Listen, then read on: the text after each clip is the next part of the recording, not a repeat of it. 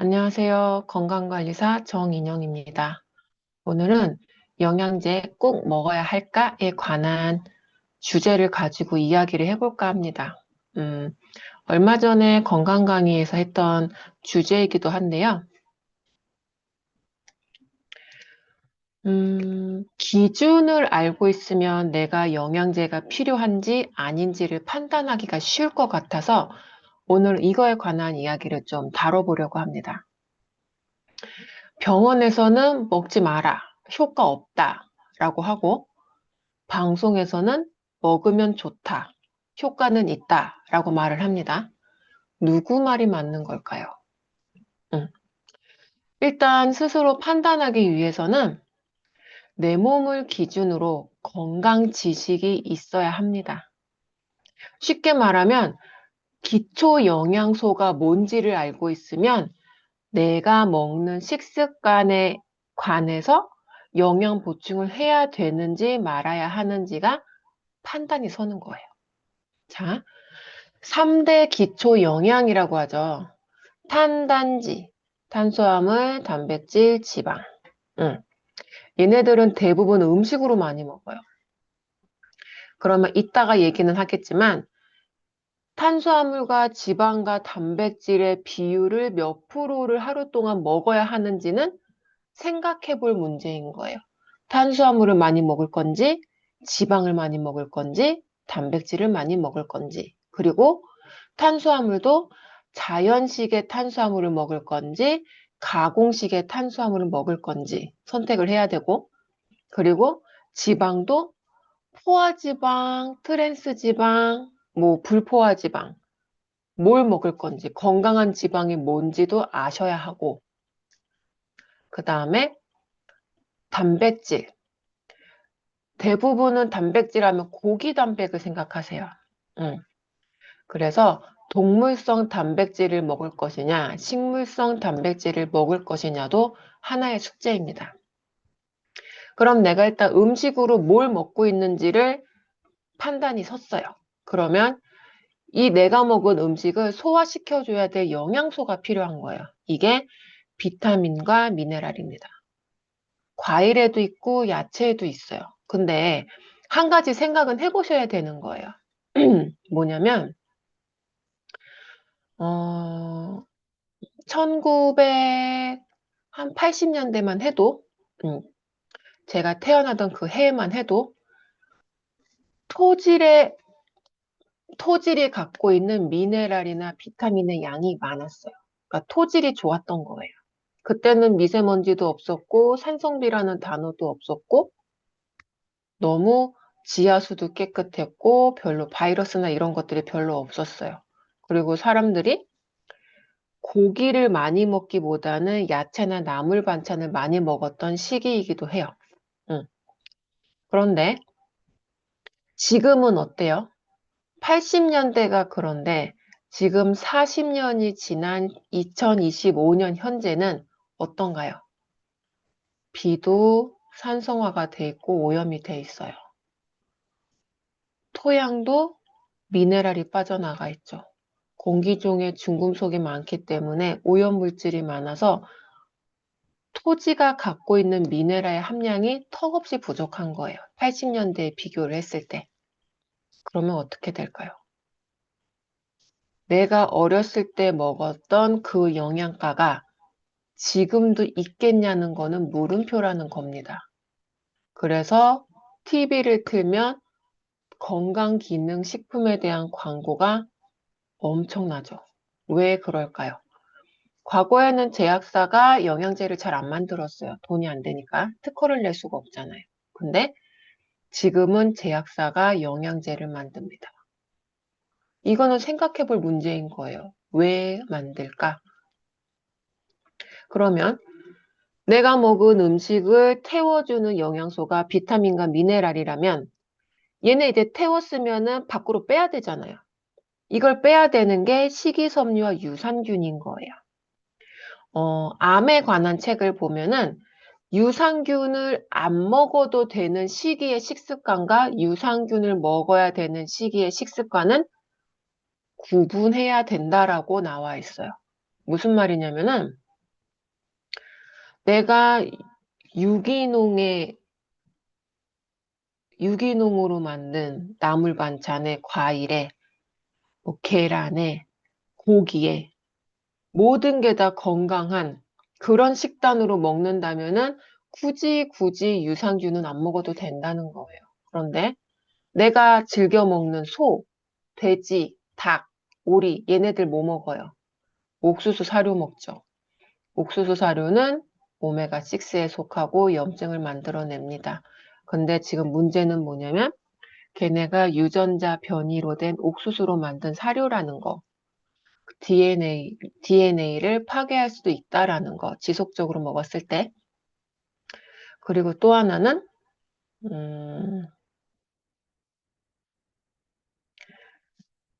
동물들이 태어나면서부터 너무 많은 주사를 맞아요.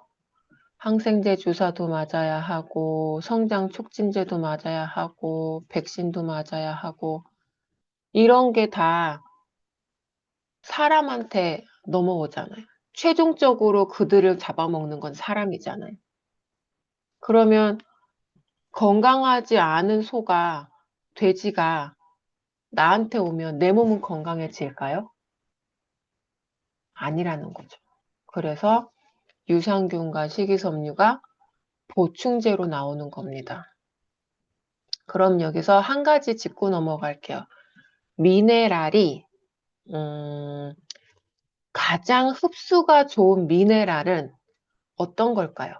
물일까요? 영양제일까요? 음식일까요? 다 맞지만 가장 중요한 건 코로 마시는 미네랄이 가장 흡수가 좋다는 겁니다. 내 몸에.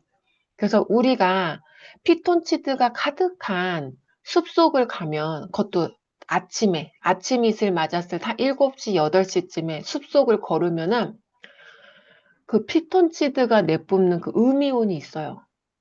내 몸이 피곤한데도 불구하고 그 안에 들어가 있으면 편안함을 느낍니다. 개운함을 느껴요. 왜? 공기에 있는 미네랄을 내가 마시고 있잖아요. 그래서 공기로 먹는 미네랄이 제일 좋고 그 다음이 물로 마시는 미네랄이 흡수가 좋고 그 다음이 음식인데 음식 안에 들어있는 미네랄이 없으니 영양 보충을 하는 겁니다. 그럼 영양 보충을 뭐로 할 건지는 한번 선택을 해보세요. 이따가 얘기를 해드릴 거예요. 자, 그리고 그래서 이 7대 영양소를 한마디로 정리를 하자면 내 몸에 영양을 주고 에너지를 활성화시켜주는 그래서 쓰레기를 배출해주는 영양소라고 생각하면 됩니다. 내가 먹는 게 어떤 거에 속하는지 한번 보자고요. 자, 음식에도 산성과 알칼리성이 있고 동물성과 식물성이 있습니다. 이 표를 보시고 나는 지금 내 몸의 pH에 맞는 알칼리성 식품을 먹고 있는지 아니면 하루 종일 일주일 내내 한 달 내내 1년 365일을 산성식품으로 먹고만 있는지 한번 잘 따져보세요. 그러면 내 몸의 건강 상태가 보여요. 산성 음식을 많이 먹으면 나는 산성 체질이 돼요. 그러면 비위도 약해질 거고 소화도 잘 안 될 거고 자도 피곤할 거예요. 몸에 염증이 많으니까는 밀가루나 이런 걸 먹으면 피부가 올라온다든지 그래서 가렵다든지 덥다든지 열이 난다든지 아니면 몸이 부을 수도 있는 겁니다. 그러면 하루는 산성 음식을 먹었으면 하루는 알칼리 음식을 먹어서 해독을 시켜줘야 되는 거예요. 자, 식품에 들어있는 지방 영양소를 구분해 보자고요. 이 세 가지 중에 어떤 지방을 즐겨 드십니까? 포화지방, 불포화지방, 트랜스지방. 어떤 지방을 사랑하세요? 유방암 수술을 받기 전에 저는 트랜스지방을 너무 사랑했어요. 커피에 도너츠, 빵에 커피, 여름에면은 아이스 라떼, 별다방 거. 한 달에 두세 번은 꼭 햄버거를 먹어줬어야 됐고, 야식할 때는 무조건 피자 아니면 치킨. 저의 생활, 그리고 저의 식습관이었습니다. 근데 유방암 수술을 받고 식습관이 많이 바뀌었어요. 포화지방은 원래도 잘 안 좋아했지만 불포화지방을 많이 먹기 시작을 했어요. 트랜스 지방은 일단은 이렇게 제껴놨어요. 담배를 끊는 마음으로 트랜스 지방도 끊고 있는 중입니다. 여기서 불포화 지방을 가장 많이 드시는 게 좋아요. 자, 왜 영양 보충제를 먹어야 할까? 아까 전에 앞에서 말했지만 1950년대 사과 한 알이 갖고 있던 비타민과 미네랄의 영양 성분이 이거는 98년도지만 98년 기준으로 26개의 사과를 먹어야지 50년대에 사과 하나를 먹는 거랑 똑같았어요. 그럼 지금 20 몇 년이야? 7년이 지난 지금 26개의 사과로 될까? 물음표 생각을 해보라는 거죠. 아니라는 거죠. 못해도 40개 이상은 먹어야지 50년대 그 영양을 내가 갖고 온다는 거예요. 그러면 선택하면 되세요. 사과 40개를 먹을 거냐? 그냥 사과로 만든 영양제를 먹을 거냐? 아니면 공장에서 만든 영양제를 먹을 거냐? 선택을 하실 수가 있죠. 세 가지를. 그러면 보세요. 가끔 이렇게 건강 질문 하다 보면은 그런 분들이 있어요. 난 가공식품 안 먹어. 응, 가공식품 안 먹는데. 그래서 물어봤어. 그 영양제는 드세요? 먹는데요. 어디 거 드세요? 그랬더니 고려 삐삐를 먹는데요. 응, 가공식품이잖아요. 영양보충제가. 공장에서 왔잖아요. 그러면 나는 가공식품으로 영양 보충을 하고 있는 거예요. 좋을까요? 좋은지 안 좋은지는 이따가 한번 보자고요. 자, 우리의 식단이 지금 이렇게 바뀌었습니다. 초가공식품으로. 극단적인 가공과 변형된 식품. 이들은 조기 사망 위험도를 62%를 증가시켰고 심장질환 위험도도 증가시켰습니다. 고칼로리 영양소 부족. 그래서 요즘 아이들 영양은 없고 열량은 높은 음식을 많이 먹죠. 소금, 설탕 등의 조미료, 트랜스지방, 식품 첨가물, 항산화 영양소, 식이섬유 부족. 이것들은 다 체중 증가 및 심장 질환을 야기합니다. 지금 제가 45인데 40 초반부터 고혈압, 고지혈, 당뇨약을 먹는 사람들이 눈에 띄게 많아요. 제가 건강 강의를 나가는데 어르신들을 이렇게 보면 70, 80, 90이에요. 대부분. 그분들 이렇게 보면은 대부분 그분들은 식습관이 우리 때보다는 좋았잖아요. 근데 그분들이 혈압이나 고지혈은 60 넘어서부터 약을 먹었지만 당뇨는 80, 90 넘어서도 안 드시는 분들이 많으세요.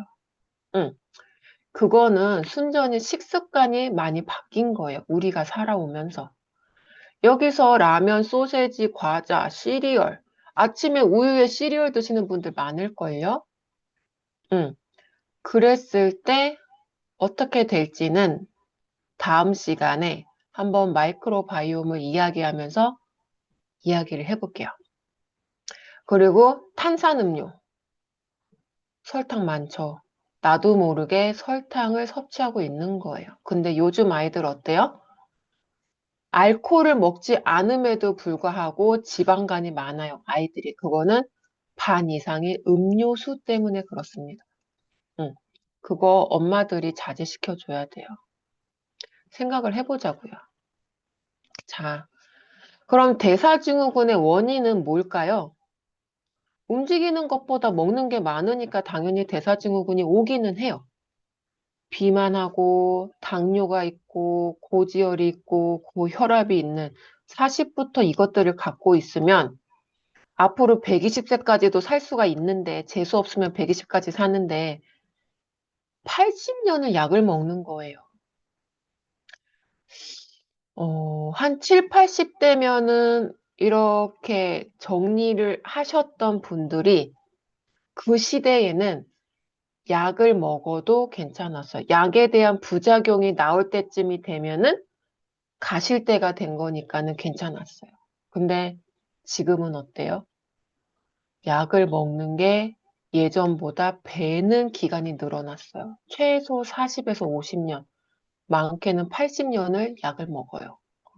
부작용이 나오고도 남죠. 그게 무서운 거예요. 그거는 우리가 생각해 볼 문제인 거예요. 자, 국민 1인당 고기 섭취량이 80년대에는 11.3kg였어요. 한마디로 한 달에 1kg 정도 먹었다는 소리예요. 그러면 1kg면 한 근 반이잖아요. 그러면 한 근 반이면, 거진 한 근 반이면, 뭐, 어떻게 되는 거야, 계산이. 일주일에 1인분씩 먹은 격인가요? 근데 지금은 어때요? 이건 18년 기준이 54kg를 먹었는데 지금 25년이잖아요. 못해도 60kg는 먹지 않겠어요? 1년에 12달인데. 그러면 한 달에 5kg의 고기를 먹고 있는 거예요. 그럼 매주 고기를 먹고 있는 거예요. 그러면 어때요? 당연히 살이 찌겠죠. 왜? 현대인들 직장 다니는데 움직이는 직업 없고 거의 앉아서 일하는 직업이잖아요. 스트레스 심한 직업이잖아요. 야근 많은 직업이잖아요. 고칼로리의 음식을 먹고 소화시킬 시간이 없는 거예요. 운동하는 사람 몇이나 되겠어요? 건강 관리한다고? 없다고요. 통통하다고요. 대부분이. 그러니까 당연히 당뇨 오고 비만 오고 고지혈 당연히 갖고 있고 뭐 재수 없으면 고혈압도 오죠. 40대에. 응. 혈압이 높아지는 건 나이가 많아서 심장이 힘들어서 높아지는 게 자연스러운 건데 그래서 병이 아닌 건데 지금 40대에 고혈압에 당뇨에 고지혈이 왔다면 병이라는 거예요. 이거는. 응. 그래서 어르신들의 대사증후군과 내 나이 또래의 대사증후군은 달라요. 원인도 다르고 관리해야 되는 방법도 달라요. 그 약도 달라져야 되는데 약이 같죠. 그러니까 어떻게 될까요? 그건 본인들 생각에 맡기겠다고요. 자, 탄수화물 섭취가 과잉입니다. 300식품, 백색의 공포라고 하죠. 설탕, 밀가루, 그리고 흰쌀, 이런 것들. 초가공식품, 트랜스지방, 액상과당. 이게 내 건강을 망치고 있습니다. 자, 결국 건강 관리는 본인이 아는 것만큼 선택할 수 있다는 겁니다. 병원은 건강과 아무 상관이 없는 곳이에요. 내 몸이 아프면 질병을 치료해 주는 곳이 병원입니다. 근데 사람들이 병원과 건강을 같이 생각해요.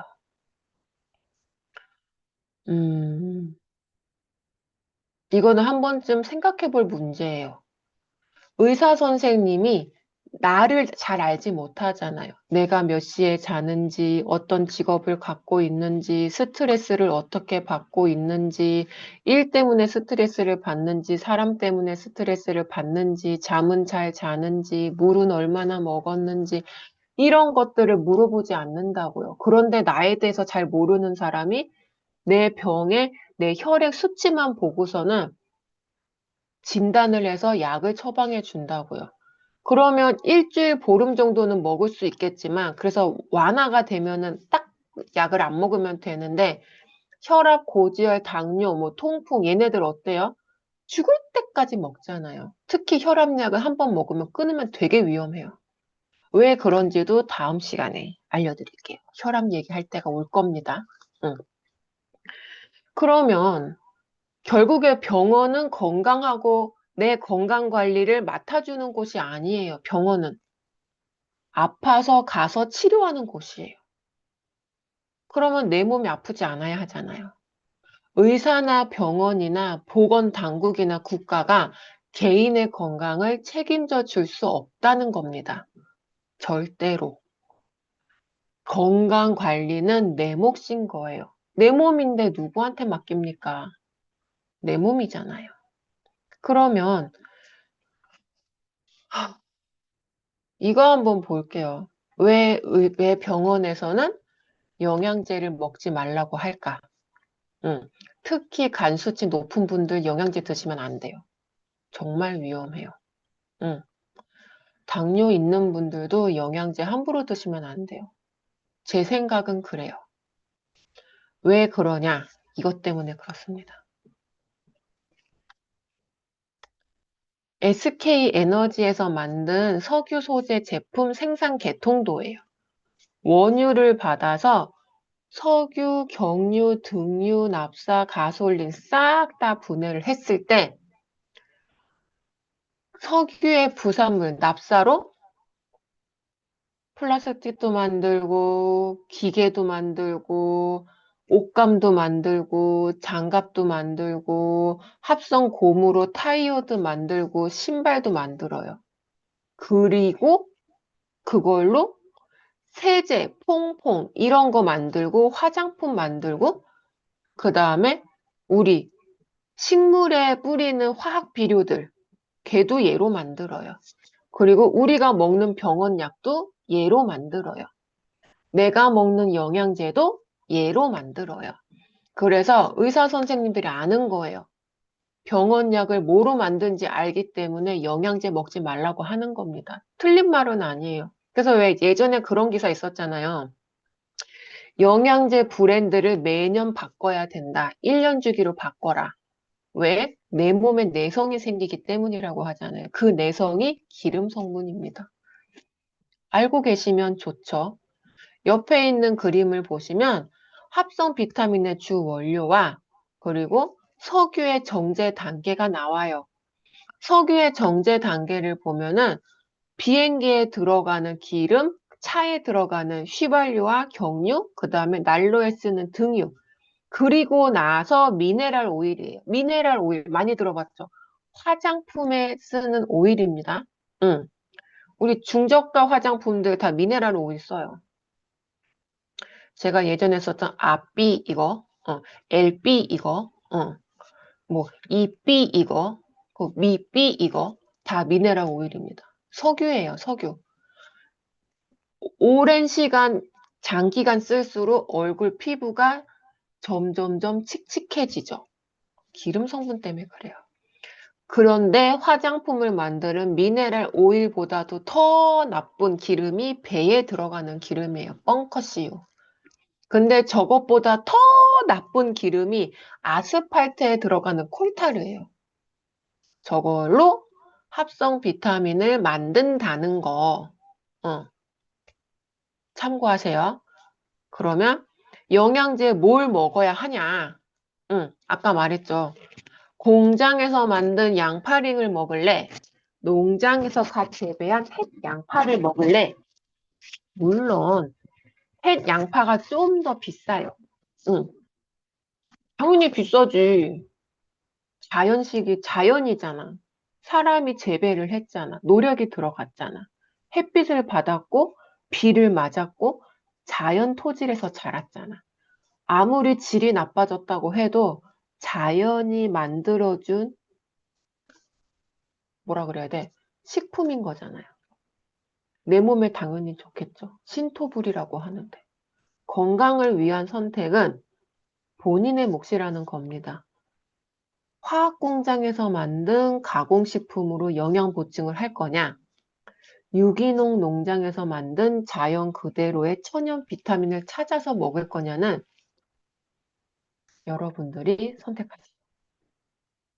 자, 건강을 유지하기 위해 필요한 것은 내 몸의 영양 그릇을 만드는 일입니다. 아까 말했죠.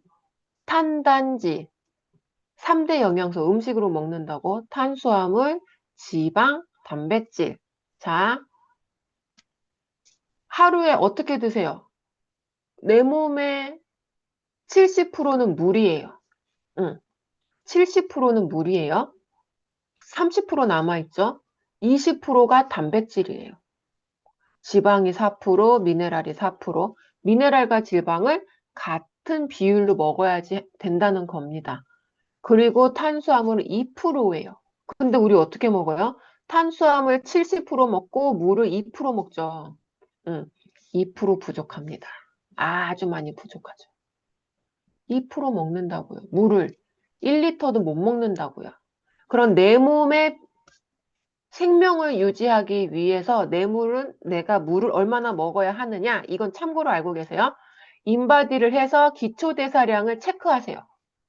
만약에 여자는 보통 1200칼로리 정도 될 거고 남자는 1500, 1600칼로리 될 거예요. 그러면 1칼로리당 1ml의 물을 내 몸은 필요로 합니다. 내 기초대사량이 1200이면 내 몸이 필요로 하는 물의 양은 일단은 1.2리터예요. 이건 기본으로 탑재하고 먹어야 되는 거예요. 의무적으로 먹어야 되는 물의 양은 1.2리터예요. 왜? 내 몸의 장기, 그리고 내 온몸을 다 훑고 다니는 혈관 속에 있는 피, 얘네들이 다 물이에요. 그래서 얘네들이 필요로 하는 기본 물의 양은 1.2리터. 근데 내가 건강을 생각하고 살을 빼고 싶고 내 몸이 붓는다면 일단은 그의 2배를 드세요. 최소 2.4리터. 그래야 내 몸이 붓지 않고 피곤하지가 않아요. 변비도 없어요. 물 속에 미네랄이 있잖아요. 그 물의 미네랄을 합성으로 먹을 거냐, 천연으로 먹을 거냐도 선택의 문제예요. 선택할 게 너무 많고 공부할 게 너무 많죠. 물의 미네랄이 다 똑같은 거지 뭐가 달라요. 다음에 기회가 되면 보여줄게요. 어떻게 다른지. 자, 그림을 볼게요. 양동이에 구멍이 났어요. 밑 빠진 독이라고 하죠. 내 몸속의 영양 그릇이 저 건강한 비율대로 영양을 먹지 않으면 내 몸의 영양 그릇은 박살이 납니다. 밑 빠진 독이 돼요. 아무리 몸에 좋은 걸 갖다가 바쳐도 다 밖으로 빠진다고요. 돈지랄. 응. 우리 이모가 몸에 좋은 걸 겁나 좋아해요. 응. 몸에 좋다면은 거북이도 먹을 거예요. 뱀도 먹을 거예요. 엄청 차다다녀요. 근데 당뇨, 고지혈, 고혈압 다 가지고 있어요. 70 가까운데. 그러면 결론은 뭐예요? 몸에 좋은 걸 다 내 몸에 집어넣어도 그것들을 내 몸이 활용할 줄을 모르는 몸인 거예요. 그러니까 쓰레기를 집어넣고 있는 거예요. 내 몸속에 영양 그릇을 만들지 않고. 그러니까 자꾸만 밖으로 새요. 그러니까 내 몸이 건강하지 않아요. 그래서 영양 그릇을 만들어 줘야 합니다. 어떻게? 식물성 단백질을 먹어서 내 몸속의 영양 그릇을 단단하게 만들고 영양 그릇의 크기를 키워주세요. 그래서 그 그릇 안에 비타민, 미네랄, 그 몸에 좋다는 뭐 염소도 먹고 뭐 보약도 먹고 이런 것들 다 담아낼 수 있게 내 영양 그릇을 키워주세요. 밥그릇 키우지 말고. 자, 그러면 저는 뉴트리라이트를 제안하는 겁니다. 왜? 아까 그랬죠. 공장에서 만드는 양파인가 농장에서 만드는 햇양파 뭘 먹겠냐고. 응? 화학공장에서 만든 가공식품으로 영양 보충을 할 거냐? 유기농 농장에서 만든 자연 그대로의 천연 비타민으로 영양 보충을 할 거냐를 선택하라고 했어요. 그게 해당되는 거의 내용입니다. 씨앗부터 완제품까지 기업의 철학을 가지고서는 과학 기술로 내 몸에, 사람의 건강에 가장 최적화된 영양 보충제를 만드는 기업이 뉴트리라이트입니다. 90년의 역사를 가지고 있어요. 자, 식물을 선정해 무엇을 재배할 건지를 선정해서 90년 전에 갖고 있던 종자 씨로 어디다가 재배를 할 건지 땅을 선택을 해요.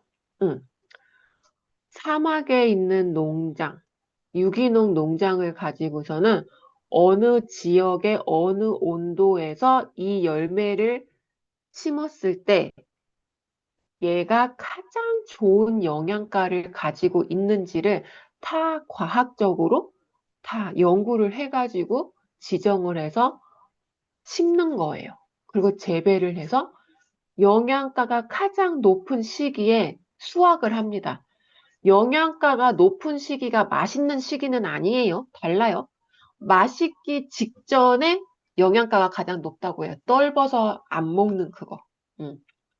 입에 딱 무는 순간 떫어서 침이 막 이렇게 흘러 넘치는 그런 떫은 맛.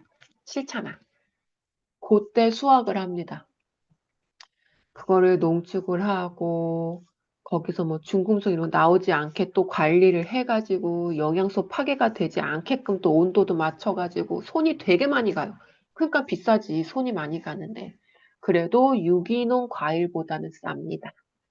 자, 그렇게 제조를 해서 우리가 먹기 쉬운 정제된 알약으로 포장을 해서 그것도 환경 호르몬이 안 나오는 플라스틱 용기를 만든 것도 아니고 그냥 환경 호르몬이 안 나오는 밀랍 용기에다가 담아서 우리한테 오는 거예요. 당연히 제약사 것보단 비싸야죠. 이렇게 손이 많이 가고 이렇게 정성이 가고 90년의 역사가 있고 과학자가 800명이 넘는데 특허만도 400개가 넘는데 그렇잖아요. 그러니까 당연히 제값을 하죠. 비싼 게 아니라 가성비가 좋은 영양 보충제인 거예요. 내 건강을 생각하는. 자, 이건 더블엑스에 대한 인체 적용 시험에 대한 기사입니다. 2012년도에 나왔어요. 음. 한국인 대상 인체 적용 연구를 통해 더블엑스의 섭취가 항산화에 도움을 줄 수 있다는 것이 확인됐다라고. DNA 세포와 LDL 콜레스테롤이 산화적 손상 유의적 억제를 확인했다. 종합 비타민이 이런 거 보셨어요? 못 보셨을 거예요. DNA를 건드리는 종합 비타민이 어디 있습니까? 이 그림이 그거에 관한 내용이에요. 빠르게 지나갈게요. 자, 식물 속 수천 가지 식물 영양소, 활성산소를 줄이고 장내 미생물 가꾸는 핵심 열쇠가 기술입니다. 종합 비타민에 이거 솔직히 저 기억이 잘 안 돼. 숫자에 약해서 기억이 잘 안 나는데 14가지 비타민 그리고 10가지 미네랄 맞나? 반대인가? 하여튼 그리고 19가지 식물 영양소가 들어가 있어. 식물 영양소는 파이토케미컬이라고 해서 산삼에 많은 그 식물 영양소가 더블엑스에 들어가 있는 거예요. 그러니 내 몸에 들어오면 얼마나 건강하겠냐고요. 한 달에 9만 원 정도 돼요. 근데 비싸요. 맞아요. 일반 종합 비타민에 비하면 비싸요. 근데 한약에 비하면 반의 반값도 안 됩니다. 진짜 가성비 갑인 거예요. 한약에 비교하세요. 일반 이런 제약사 제품에 비교하지 마세요. 비교할 수가 없어요. 절대로. 파이토케미컬이 들어가는데 산삼에 있는 그런 파이토케미컬이 들어가 있는데 어떻게 제약사에서 가공식품이랑 비교를 합니까? 말이 안 되죠. 자, 세계 판매 1위 건강기능식품 뉴트리라이트 90년의 역사를 가지고 있습니다. 현재. 그리고 유기농 자사농장이 있어요. 전 세계 4대 뉴트리라이트 농장이 있고 실제로 거기서 하는 그 유기농법을 배우고자 우리나라에서도 파견 간다고 해야 될까요? 배워올 만큼 갑입니다. 베스트 오브 베스트. 더 이상 말이 필요 없죠. 신의 존재예요. 씨앗에서 완제품까지 추적 관리를 하는데 손상된 세포를 복구시키는 기능성이 검증이 돼 있다. 이런 걸 드시라는 겁니다. 담배 피고 커피 마시는데 돈 쓰지 말고 좀, 내 몸에 좀 건강에 투자를 하라고. 내 몸이 망가지는데 돈 들였잖아요. 그럼 내 몸이 건강해지는데도 돈을 들여야 되는데 참 박하게 굴어. 응? 그게 기준이 없어서 그래. 건강에 대한 기준을 요번 기회에 만들어 보자고요. 그러면 마지막으로 병원 약으로 인해서 영양소가 결핍이 됩니다. 고지혈증 약은 코엔자임 Q10과 비타민 D를 결핍시키고요. 혈압약은 코엔자임 Q10과 마그네슘, 멜라토닌을 결핍시켜요. 자세한 내용은 이 표를 보세요. 그리고 당뇨약은 비타민 B군을 결핍시킵니다.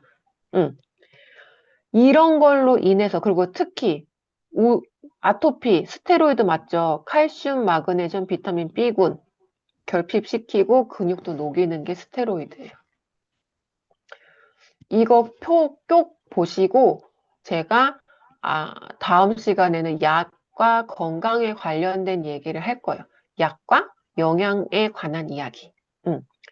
저는 음, 음, 아메이를 만나면 좋은 일이 가득해집니다. 저는 언제나 당신 곁에 건강관리사 정인영입니다. 오늘은 여기서 마무리 짓겠습니다.